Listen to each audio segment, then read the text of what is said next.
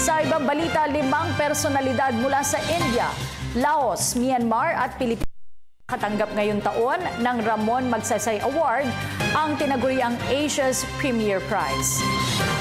Ang balitang iyan ihahatid sa atin ni Rocky Ignacio via phone patch. Rocky?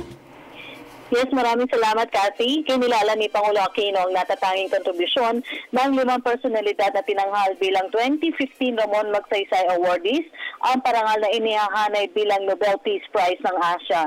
Idinaos sa Cultural Center of the Philippines, formal na ipinagkaloob ng Pangulo ang parangal sa mga mahalagang kontribusyon sa larangan ng kultura, medical services, tulong sa mahihirap at pagbaka sa korupsyon. Kinilala mga ito na sina Kamali Chantabong ng Laos, Ligaya Fernando Amil Bangsa ng Pilipinas, Anshu Gupta ng India, award-winning actor Kiao Kumar at Sanjeev Chaturvedi, Emergent Leadership ng India. Si Amil Bangsa ng Pilipinas ay sinulong ang pagpapalakas pa ng kultura sa pamamagitan ng pagsayaw.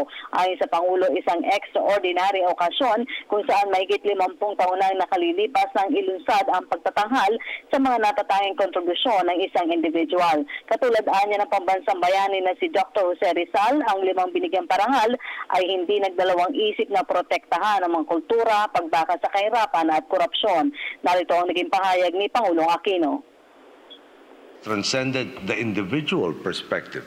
Each of them has chosen to leave their comfort zones and answer the call to serve more and more people, whether the immediate community or all.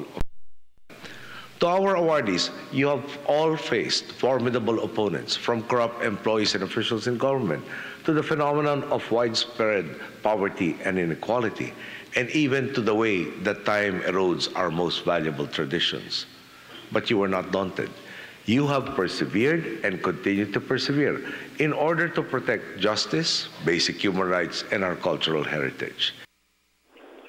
Git pa ng Pangulo, marapat lamang nabigyan ang pagkilala ang mga ito na itinuring din na modern-day heroes dahil na rin sa mahalagang kontribusyon sa transformasyon ng kani-kanilang mga bansa. Ito ay ang huling pagkakataon na magkakalob siya ng parangal bilang Pangulo, subalit katulad ng sinabi ng kanyang ina na si dating Pangulong Corazon Aquino na isa ring Ramon Awardee na ang tagumpay ng kanilang pagsisikap ay magiging tagumpay rin ng marami.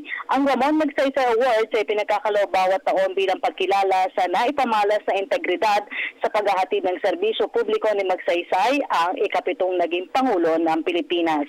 At yan po ang ating pag-uulat para sa Telebisyon ng Bayan. Ako po si Rocky Ignacio. Maraming salamat, kasamang Rocky Ignacio.